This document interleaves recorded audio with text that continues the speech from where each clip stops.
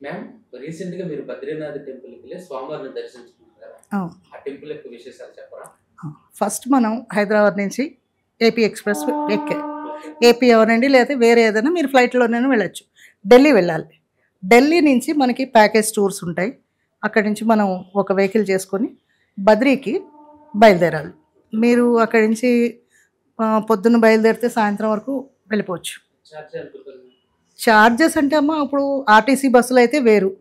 లేదు మామూలుగా ప్యాకేజీలో వెళ్ళారనుకోండి, ప్యాకేజ్ వాళ్ళది వేరే ఉంటుంది. ఆ ప్యాకేజ్ వాళ్ళది దాని ప్రకారంగా వాళ్ళు తీసుకెళ్తారు. ఎలాగ వెళ్ళినా కూడా అక్కడ ఫెసిలిటీస్ అయితే చాలా బావుంటాయి. స్టే రూమ్స్ ఉంటాయి. అంటే ఏ రకంగా మనం ఆలోచించినా ఇదేదో మనకి కాస్ట్‌లీ అని ఏమి అనిపించదు. మీరు బ్యాచిలర్స్‌గా వెళ్ళారనుకోండి, మనకిప్పుడు తెలంగాణ ఆర్టీసీ ఎలాగో హిమాచల్ వాళ్ళవి కూడా ఉంటాయి. ఉత్తరాఖండ్ వాళ్ళవి. అక్కడి నుంచి మీరు బస్సుల్లో వెళ్ళొచ్చు. లేదా టాక్సీస్ కూడా ఉంటాయి. అక్కడ మహా అయితే ఢిల్లీ నుంచి నీకు ఒక 1100, 1200 ఉంటుంది. ఎందుకంటే నేను బస్ ఎక్కలేదు. సో, మా ఏజ్ వాళ్ళేంటంటే అందరం గ్రూప్‌గానే వెళ్తాం. సో, ఒకళ్ళం వెళ్ళలేం. మీరు పిల్లలు బైకుల మీద కూడా వెళ్ళొచ్చు ఢిల్లీ నుంచి. ఆహ్, అంత మరీ కష్టమేం కాదు. మధ్య మధ్యలో చక్కగా ఆగుతూ వెళ్ళొచ్చు. టెంపరేచర్ కూడా బానే ఉంటుంది. కూల్‌గానే ఉంటుంది. మరీ అంటే ఇక్కడి నుంచి వెళ్ళిన వాళ్ళు తట్టుకోలేరు. అంత మరీ చలిగాని ఉండదు. మరీ అంత వేడిగాని ఉండదు. ఫుల్ సూట్స్ వేసుకొని వెళ్ళాలి. గ్లౌజులు, సాక్స్‌లు, వులెన్ క్లాత్స్ అయితే కంపల్సరీ పట్టుకొని వెళ్ళాలి. అక్కడికి వెళ్ళిన తర్వాత మనం మన గ్రామం ఉంటుంది.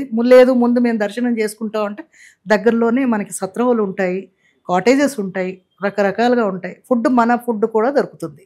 ఇది మన సౌత్ ఇండియన్ ఫుడ్ దొరుకుతుంది. నార్త్ ఇండియన్ మీకు ఏది కావాలంటే అది. చక్కగా. లేదు ఇంకా కొన్ని నా మఠాలకి చెందిన వాళ్ళు అన్నదానాలు చేస్తూ ఉంటారు. అక్కడికి వెళ్ళి కూడా మనం తినొచ్చు. అక్కడి నుంచి వాకబుల్ డిస్టెన్స్. పెద్ద దూరం ఏమి ఉండదు. ఒక 100 అడుగులు వేస్తే మనం టెంపుల్‌కి వెళ్ళిపోతాం. అంతవరకు మన వెహికల్స్ వెళ్ళిపోతాయి. హోటల్స్ కూడా పక్కపక్కనే ఉంటాయి. నీకు గుడి కనిపిస్తూ ఉంటుంది. అలాగా రూమ్స్, ధర్మశాలలు ఉంటాయి. చాలా ఉన్నాయి. సో, మేము అలాగే దిగామనమాట. ఒక మార్వాడి ధర్మశాల ఉంది. అక్కడ దిగాం. మా రూమ్‌లో నుంచి గుడి కనిపిస్తోంది. కానీ కిందకి దిగి నడవాలి. కొంచెం హాఫ్ కిలోమీటర్ అనుకో పోనీ అంతే. అది నడిచి వెళ్ళి మనం దర్శనం చేసుకోవాలి. దర్శనం చేసుకోవడానికి ముందు లైన్‌లుంటాయన్నమాట. సీజనల్‌లో లైన్‌లుంటాయి. కొద్దిగా ఒక్కొక్కప్పుడు లైన్‌లుండదు. ఆ లైన్‌లో ఉన్నా కూడా మాక్సిమం మనకి తిరుపతి ఎలాగుందో అంత రష్ ఉండకపోయినా ఒక హాఫ్ అన్ అవర్‌లో మనకి దర్శనం అయిపోతుంది. వెళ్ళంగానే ఫస్ట్ మనం ఇలా తిరగంగానే లక్ష్మీదేవి అక్కడ మా స్వామివారి కోసం తపస్సు చేస్తోంది. బద్రీకి ప్రాముఖ్యత ఏంటి అంటే బద్రి అనేది రేగిపండు. బద్రి అంటే రేగి చెట్టు అని అర్థం. బద్రీలోని బ్రహ్మదేవుడు బ్రహ్మహత్యా పాతకాన్ని పోగొట్టుకోవడానికి శాప విముక్తం పొందడానికని అక్కడికి వెళ్ళి తపస్సు చేసుకుంటున్నాడు. సో, ఆయన వెళ్ళారు కదా అని విష్ణుమూర్తి కూడా వెళ్ళారు. విష్ణుమూర్తి మరి స్వామి వెళ్ళాడు కదా! ఆయనకి ఆహారం ఏమి ఉండదు అని లక్ష్మీదేవి రేగిపండు చెట్టు కింద తయారై వెళ్ళింది. మరి అక్కడ ఏం దొరకవు అప్పట్లో. దొరికేవి కాదు. ఇప్పుడేంటంటే కింద నుంచి అన్నీ వెళ్తున్నాయి. అప్పుడు ఈ పండు తిని జపతపాలు చేసుకునేవారు. మందాకిని అలకనంద నది కింద నుంచి పారుతూ ఉంటుంది. బ్రహ్మ కపాలం అంటారు. బ్రహ్మదేవుడి యొక్క కపాలంలాగే ఉంటుందక్కడ. ఆ కపాలం దగ్గరికి వెళ్ళి మన పితృదేవతలకి తర్పణాలు, పిండాలు పెడతారు. అది పెడితే వాళ్ళకి మోక్షగతులు పుడతాయని ఒక నమ్మకం. నమ్మకమే కాదు, అది జరిగే ఉండొచ్చు.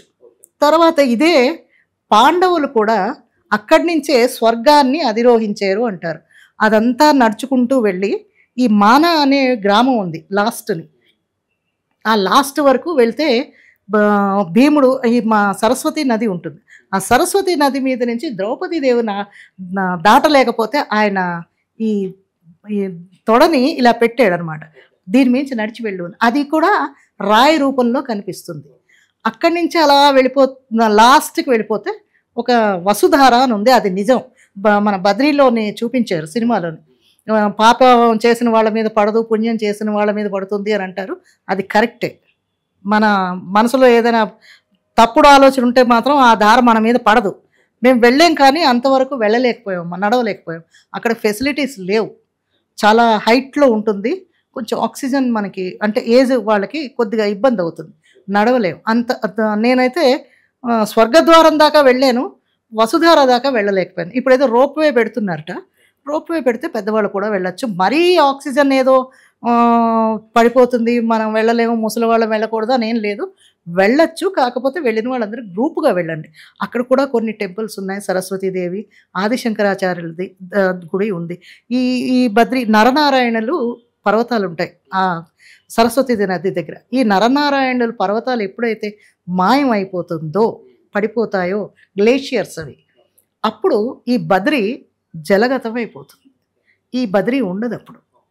అప్పుడు కిందన ఏదైతే తీసుకుని వెళ్తారో అదే ఉంటుంది. అప్పుడు ఇవి మొత్తం బద్రి అంతా గ్లేషియర్స్లో కప్పబడిపోతుంది అని పురాణాలలో ఉంది. అది ఎప్పుడు జరుగుతుంది అనేది మనకు తెలియదు. కలియుగ అంతం వరకు ఇంతవరకు ఉంటుంది. ఇక మీకు గుడి విశేషాలు అంటారా, చాలా టెంపుల్స్ ఉన్నాయి. అక్కడ ఉష్ణకుండం ఉంటుంది. ఉష్ణకుండంలో స్నానం చేయాలి. తర్వాత చల్ల నీళ్ళు ఉంటాయి, అక్కడ చేయాలి. అవన్నీ చూసుకొని లక్ష్మీదేవిని చక్కగా చుట్టుపక్కల చాలా ఉన్నాయి, హోమాదులు చేసుకొని ఒక రోజు స్టే చేస్తే ఇవన్నీ చూడడం అవుతుంది. ఒకే రోజు కంప్లీట్ చేసేసుకుందాము అంటే చెప్పినంత ఈజీగా అయిపోవు. అంటే రెస్ట్ తీసుకోండి. ఏం చూసామో మనం దాన్ని ఫీల్ అవ్వాలి. ఫీల్ అయితేనే మనకి దాని ఎఫెక్ట్ కనిపిస్తుంది. ఇప్పుడు యోగాలును మెడిటేషన్ దేనికి చేస్తున్నారు, ఫీల్ అవ్వాలి. ఇది కూడా అంతే. మీరు నరనారాయణ పర్వతం దగ్గరికి వెళ్ళండి, వెళ్ళి చక్కగా మెడిటేషన్ చేసుకుంటున్నట్టే చేసుకోండి. భగవంతుడు కనిపిస్తాడా అంటే కనిపిస్తాడు. అక్కడ ఏది చేసినా, జపం చేసినా, నామ ఉచ్చారణ చేసినా 10 రెట్లు ఎక్కువ అవుతుంది అని మనం అనుకుని వెళితే అది కంపల్సరీ అవుతుంది. ఆ ఫీల్ కూడా ఉంటుందమ్మా, మనకి ప్రశాంతంగా అనిపిస్తుంది. ఆ నీళ్ళే కాదు, ఎక్కడి నుంచో వస్తాయి. నువ్వు ఎక్కడ నీళ్ళు తాగినా, ఇలా తాగినా ఇదేదో పొల్యూటెడ్ వాటరు అది అని ఏం ఉండదు. అంత మెడికేటెడ్ వాటర్ అది. నువ్వు తాగినా కూడా ఏం కాదు. సో అంత స్వచ్ఛంగా ఉంటుంది. మనం వెళ్ళి పొల్యూట్ చేయడమే తప్ప కొండల్లోని అటువంటి పొల్యూషన్ ఏం లేదు. చాలా పవిత్రమైన స్థలం, చాలా బాగుంటుంది. 2 days అక్కడ ఉండగలిగితే చాలా ఎంజాయ్ చేయొచ్చు. దాంట్లో ఉండే అక్కడ నారద పర్వతం, వ్యాసుడు అప్పుడు మనకి పురాణాలు రాశాడు కదా, అవన్నీ పర్వత రూపంలో ఉన్నాయి కొండల్లోనే. కానీ అవన్నీ ఏంటంటే ఒక్కొక్క పేజ్ మనం బుక్లోని తిప్పితే ఎలా ఉంటుందో సేమ్ యాజ్ ఇట్ ఈస్గా ఉంటుంది నీకు ఆ గుహలు. సరస్వతీ నదికి శాపం ఇచ్చాడు వినాయకుడు, వ్యాస మహర్షి భారతం రాస్తున్నప్పుడు ఆవిడ శబ్దం చేస్తుంది, గలగలగలగలమని శబ్దం వస్తుంటే ఈయనకి డిస్టర్బెన్స్ అవుతుందని నువ్వు అంతర్వాహిని వై వెళ్ళిపో అన్నాడు. అక్కడ నుంచి కొంచెం వరకే వస్తుంది బద్రీ నుంచి. ఆ తర్వాత ఇంక సరస్వతి నీకు కనిపించదు. త్రివేణి సంగమం దగ్గర మధ్యలో కలుస్తుంది, అంతవరకు ఆవిడ ఎక్కడ కనిపించదు. ఈ విశిష్టతలు ఉన్నాయి, కానీ వెళ్తే చాలా బాగుంటుంది. మేము గర్భాలయంలో స్వామివారు ఎలా మన సౌత్ ఇండియాలో విగ్రహ రూపంలోనే కనిపిస్తారు. ఎస్, విగ్రహ రూపంలోనే ఉంటుంది. బద్రీనారాయణది నల్ల రాతితోటి ఉంటుంది. నల్ల రాతితోటి ఏంటంటే ఒక కృష్ణుడు బొమ్మలాగే ఉంటుంది. వాటికి కొన్ని అలంకారాలు వేరే ఉంటాయి. మన సౌత్ వేరే అలంకారం, నార్త్ వేరే అలంకారం. నార్త్ ప్రకారంగానే ఒక విష్ణుమూర్తి అలంకారంలో వాళ్ళ బట్టలతోటి అలంకారం చేసి ఉంటుంది. గర్భాలయంలో ఒక పక్కన లక్ష్మీదేవి ఉంటుంది. కుబేర స్థానంలో కుబేరుడు ఉంటాడు, నారదుడు ఉంటాడు. ఒక పెద్ద నందాజ్యోతి వెలుగుతూ ఉంటుంది. అది ఎప్పుడూ కూడా 360 రోజులు వెలుగుతూనే ఉంటుంది. ఒక పెద్దదంటే అంత పెద్దది ఏమి ఉండదు, మామూలుగా ఉంటుంది.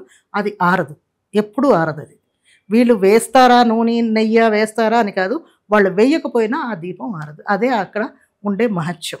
6 నెలలు గర్భగుడిని మూసేసినా కూడా ఆ దీపం వెలుగుతూ ఉంటుంది. అంటే 6 నెలలు మానవ పూజ చేస్తారు. 6 నెలలు దేవతా అర్చనలు జరుగుతూ ఉంటాయి. దేవతలు వచ్చి అర్చన చేస్తూ ఉంటారు. అందుకు ఆ దీపం ఆరదు. మనం నమ్మినా నమ్మకపోయినా అది సత్యం. దేవతలు వస్తారు. అది దేవభూమి అనే అంటారు. నీకు ఋషికేశ్ నుంచి నీకు దేవభూమి కింద వచ్చేస్తుంది. అక్కడ అందరూ దేవుళ్ళు తిరుగుతారు అని అంటారు, తిరుగుతారు. అన్ని వయసుల వారు వెళ్ళి ఆ దేవాలయాన్ని వెళ్ళొచ్చు. అన్ని వయసుల వాళ్ళు వెళ్ళొచ్చు. కాకపోతే ఒకటమ్మ, టూరిస్ట్ ప్లేసులుగా వెళ్ళకండి. అది దేవభూమి.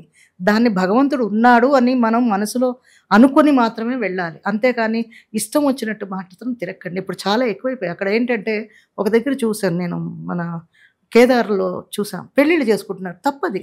ఆయన శివుడు, లయకారకుడు. మీ ఇష్టం వచ్చినట్టు ఆటలు ఆడకండి. అక్కడ ఏ ప్రమాదాలు జరుగుతాయో ఎవరికి తెలియదు. సడన్గా ప్రమాదాలు జరుగుతాయి. బద్రీ అయినా అంతే, కేదార్ అయినా అంతే. అవన్నీ గ్లేషియర్స్. అవన్నీ ఏంటంటే దేవతలు మనకి కనిపిస్తారంటే చూసే అంత శక్తి మనకు ఉండాలి కదా. మన చుట్టూనే ఉంటారు అక్కడ.